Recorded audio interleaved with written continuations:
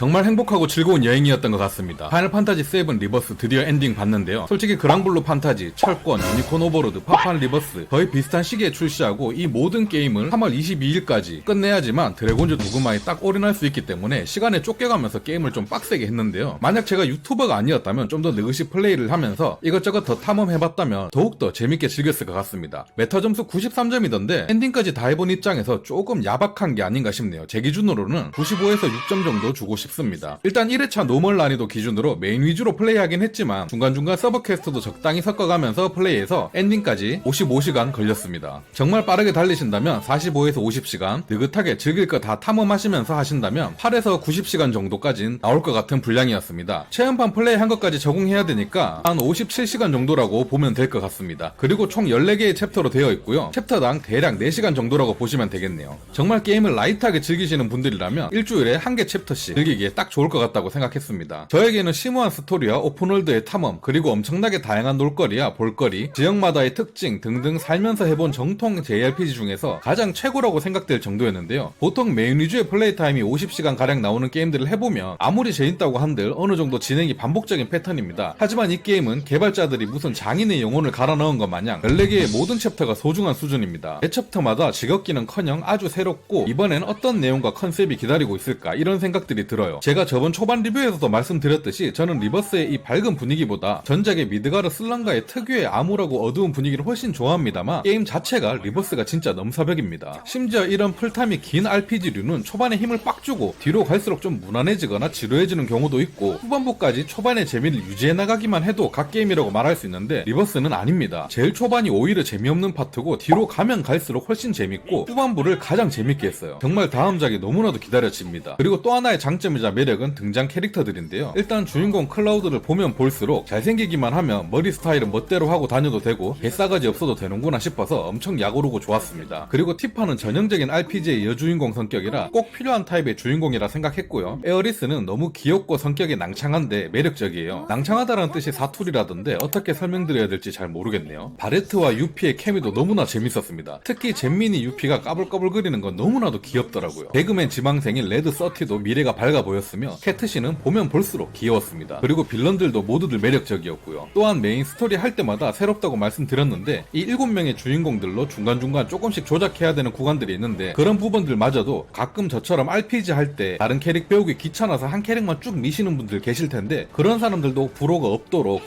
조금씩만 조작하고 즐길 수 있게끔 만들어놔서 오히려 다양함을 느끼게 되고 좋았습니다. 그리고 각 캐릭터들마다 재밌는 요소들이 또 있었고요. 그나마 반복적인 요소가 있다면 각 지역마다 오픈월드인데요. 오픈월드 탐험은 반복적인 요소가 있지만 정말 다행스럽게도 이 게임에서는 오픈월드가 강요되질 않습니다. 하고 싶은 사람들만 하면 되도록 만들어놨어요. 저는 오픈월드 돌아다니는 걸 요즘에는 그렇게 좋아하지 않아서 거의 안 돌아다녔기에 전체 지도의 거의 반도 못 펼친 것 같습니다. 하지만 가끔씩 레벨 1 정도 밀리는 것 같다라고 느낄 때 서브 퀘스트 같은 건 진행했었는데 이 서브 퀘스트에 또 조금 놀랐습니다. 서브 퀘스트 하나하나 전부 정성스럽게 만들어놨더라고요. 서브퀘 잘 안 하거나 필요한 만큼만 하는 편인데 이번 작은 좀 더 많이 즐긴 것 같습니다. 그리고 단점은 아니지만 느끼는 분들에 따라서 단점으로 다가올 만한 요소들이 한 2가지 정도 있었는데요. 제가 플레이하기엔 JRPG 치고는 생각보다 난이도가 좀 있었습니다. 전 보스전에서 은근 많이 죽었고요. 막 매콤한 액션 RPG급으로 어렵진 않은데 보통 JRPG 게임은 초반만 좀 신경 쓰면 중반부터 막 갈겨도 대충 다 이기잖아요. 하지만 리버스는 뒤로 갈수록 보스들이 점점 더 매콤해지더라고요. 전 적당히 매콤한 맛이라 딱 좋았는데 조금이라도 막히는 거 싫어하시는 분들은 불호 요소가 조금 있을 것 같았습니다. 그리고 모든 챕터가 그런 건 아니지만 초반이나 중반부쯤에는 중간중간 미니게임들을 강제로 해야 되는 부분들이 있는데 저는 은근히 이게 중간중간 휴식이나 기문전환하는 느낌이 들어서 오히려 좋긴 했는데 이건 불호가 생각보다 좀 많을 것 같아요. 특히 퀸즈 블러드 같은 건 하려면 룰 같은 것도 읽어보고 해야 되는데 전 이런 튜토리얼을 읽어야 되는 게임을 정말 싫어하거든요. 저도 미니게임들은 좋아하지만 퀸즈 블러드는 재미도 없고 카드 좋은 거 몇 개 넣으면 그냥 다 처바를 수 있어서 좀 별로더라고요. 이건 그냥 아예 없어도 되지 않았을까? 아니면 전혀 플레이하지 않아도 상관없게끔 만들어 놓는 게 더 좋지 않았을까라고 생각해 봅니다. 그리고 요즘 RPG 게임들에 은근히 많이 들어가 있는 요소가 퍼즐인데요. 다행히 리버스에는 퍼즐적인 요소가 하나도 없습니다. 평소에 RPG에 퍼즐 넣어서 짜증이셨던 분들 안심하셔도 될 것 같습니다. 제 기준으로만 본다면 퀸즈 블러드 빼고는 단점이 없었던 아주 최고의 게임이 아니었나 싶습니다. 진짜 플스 독점으로만 즐기기엔 너무나 아쉬운 게임이라고 생각합니다. 하루빨리 PC로도 출시를 해서 모든 게임 유저분들이 즐길 수 있는 날이 왔으면 좋겠습니다.